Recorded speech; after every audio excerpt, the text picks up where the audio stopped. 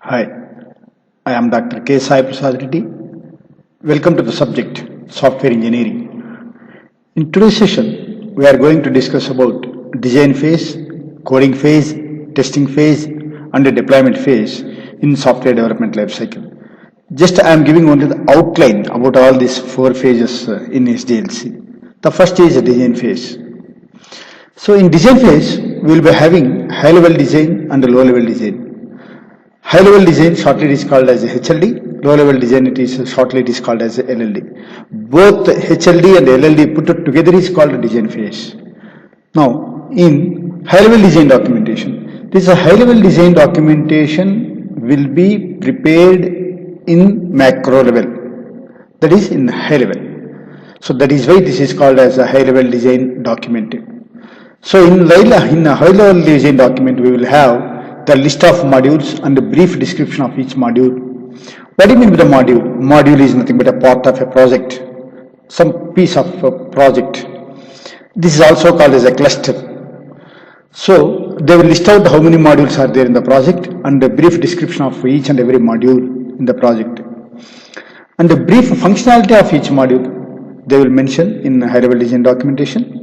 The interface relationship among modules. So what do you mean by the interface relationship? So each and every module in the project will be connected by means of interface. So what do you mean by the interface here?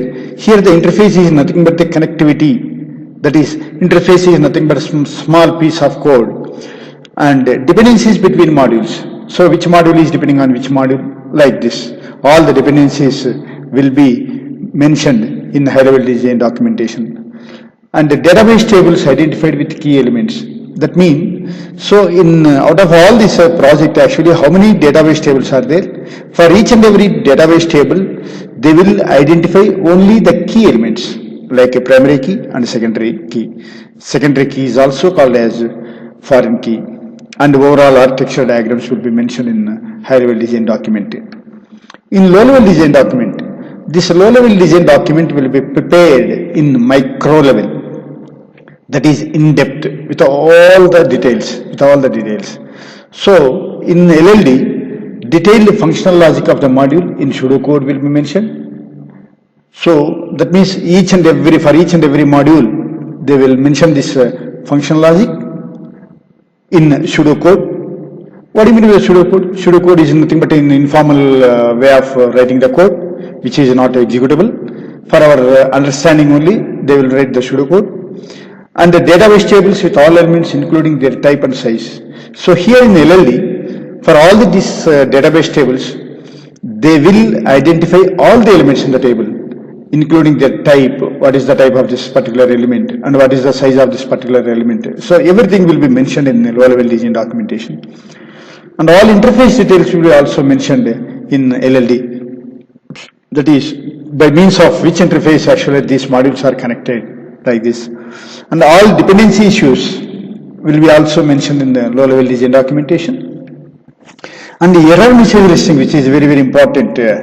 So this error message listing, that means what it means. See, if you do any wrong operations in a functionality, or if you enter any wrong input values and perform the operation on that particular functionality, that the system will throw an error message. For example, say, if you enter invalid user ID and valid password, or valid user ID and invalid password, or invalid user ID and invalid password, and click on the sign in button or login button, immediately the system will throw the message stating that you have entered invalid user ID or password. Please enter the correct user ID and password. This is nothing but the error message. For this type of functionalities, so that the error message list will be prepared according to the client requirement, and that error message listing will be included in low-level design documentation. And the complete input and output format of the module. So the total, what is the input and what is output of this particular each and every module will be mentioned in the LLD, that is low-level design documentation. The next is coding phase. In fact, apart from this maintenance, the coding phase is the longest phase in software development lifecycle. That means it will take more time. For coding phase, it will take more time. So in coding phase, who will involve in the coding phase? Obviously software developers or software programmers will involve in the coding phase. So what they will do, so they will take each and every requirement, they will take each and every specification from the SRS documentation, and they will convert each and every requirement into the programs. That means they will take one requirement and they will do the coding for that particular requirement. So all these requirements will be taken from this SRS document, that is the software requirements specification document. This SRS document, software requirements specification document, is designed in the perspective of the development team. That means for the usage of development team. So this SRS document will be used by the software developers, and they will take each and every requirement from the SRS document, and they will write coding for each and every requirement. And generally, after writing 500 lines of code, each and every software developer or concerned developer will perform the reviews on that particular code. If any review is happening on the code, that is called code review. What it means? After completion of 500 lines of code, the concerned developer will go through that they will go through that each and every statement of the code, and they will try to find the mistakes in the code before compilation and execution. These are code reviews. And code inspections and code walkthroughs, all these activities will be performed by the concerned developer. So I will prepare in detailed sessions for reviews, inspections and walkthroughs.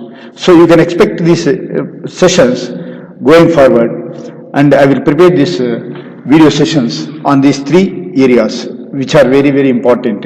That is reviews, inspections and walkthroughs. And the testing phase. So as soon as completion of the coding phase, the testing phase will come into picture. Here in the testing phase, what is the main motto, or what is the main aim of testing phase? To find the defects, to find the hidden defects in the project. So here in the testing phase, actually we will have white box testing as well as black box testing.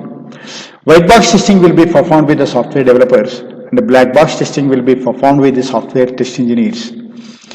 In this white box testing, which is performed by the software developers, will be in the perspective of the code, whereas in the black box testing, the software test engineers will perform the black box testing with respect to requirements or against to the requirements. And here we are having, in the testing phase, we are having unit testing, integration testing, system testing and user acceptance testing. This unit testing and integration testing are the part of white box testing, whereas system testing and user acceptance testing are the part of black box testing. And we will discuss, you can expect a series, I will release series of video sessions on software testing, the two manual software testing. And as soon as completion of the testing phase, now that deployment phase will come into picture. What do you mean by the deployment phase? So once the testing activities are completed at the vendor side, now the project is ready to deploy at the client side. That means the developed product or the developed application will be deployed in the client environment. What do you mean with the deployment? That is nothing but the installation and the setup of this developed application at the customer site is called the deployment. Who will do this deployment activity?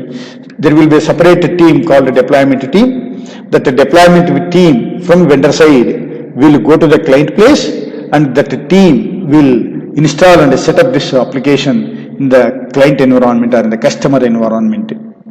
Right? This is about the phases: design phase, coding phase, testing phase and deployment phase. Just I have given only the outline about all these four phases.